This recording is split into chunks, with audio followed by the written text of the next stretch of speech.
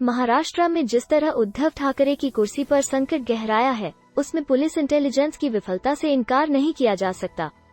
ये विभाग राज्य के गृह मंत्रालय के अधीन आता है और इसके मुखिया एनसीपी के दिलीप पाटिल वलसे हैं। इस मामले में वलसे के साथ साथ एनसीपी सुप्रीमो शरद पवार की भूमिका भी सवालों के घेरे में है। बड़ा सवाल यही है कि ऐसा कैसे हुआ कि शिवसेना के बागी नेता एकनाथ शिंदे एक साथ 36 विधायकों को अपने साथ मुंबई से सूरत ले गए और किसी को कानो कान भनक नहीं लगी। अगर उद्धव को समय रहते इसका पता चल गया होता तो वह भी राजस्थान के सीएम अशोक गहलोत की तरह बाड़ेबंदी करके अपनी सत्ता सुरक्षित करने की जोर-जुगत करते।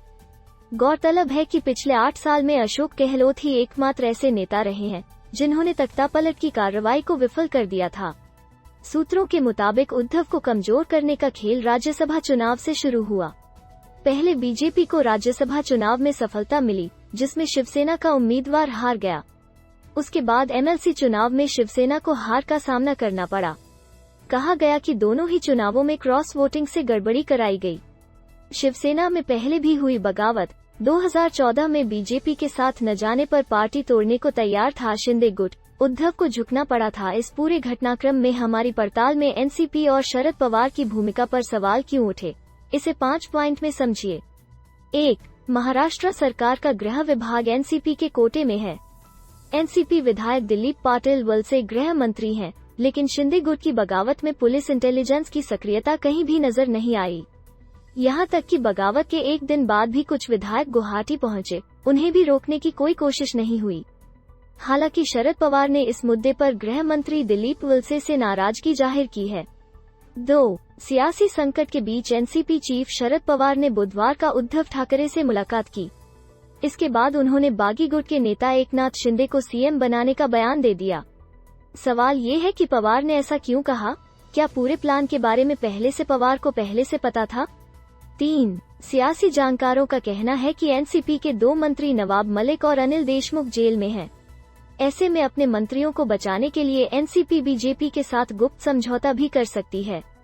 ऐसे में टूट-फूट से शिवसेना कमजोर होगी, जिसका भविष्य में एनसीपी को फायदा मिल सकता है।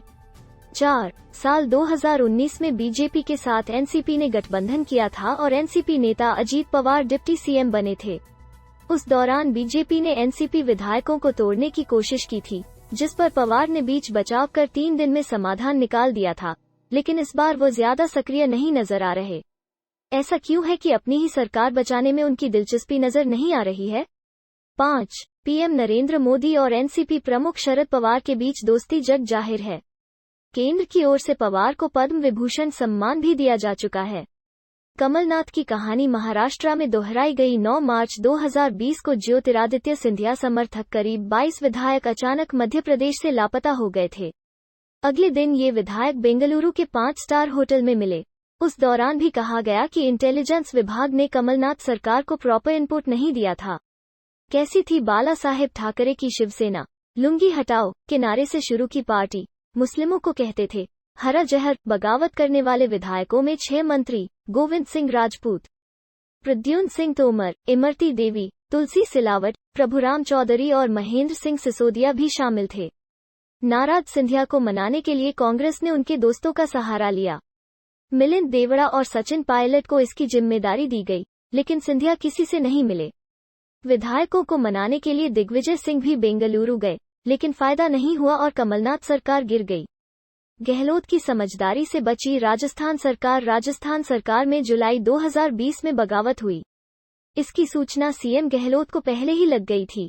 बागी विधायकों ने जैसे ही राजस्थान की सीमा पार करने की तैयारी शुरू की, राजस्थान पुलिस एक विधायक को घर से उठाकर बाड़ेबंदी में ले गई। आरोप लगा कि सरकार बचाने के लिए हर संदिग्ध के फोन टेप कराए गए। भाजपा ने आरोप लगाया था कि उनके सभी विधायकों के फोन टेप कराए गए। भारतीय ट्राइबल पार्टी के विधायकों का एक वीडियो वायरल हुआ था, जिसमें पुलिस ने विधायकों की गाड़ी की चाबी तक निकाल ली थी। बागी विधायकों के खिलाफ मुकदमे दर्ज कराए गए। पुलिस के अलावा एसीबी और सौक को भी मैदान में उतारा गया था। राजस्थान सरकार ने उस दौरान अपनी सीमाएं तक सील कर दी थीं। एयरपोर्ट पर भी सुरक्षा कर्मी तैनात किए गए।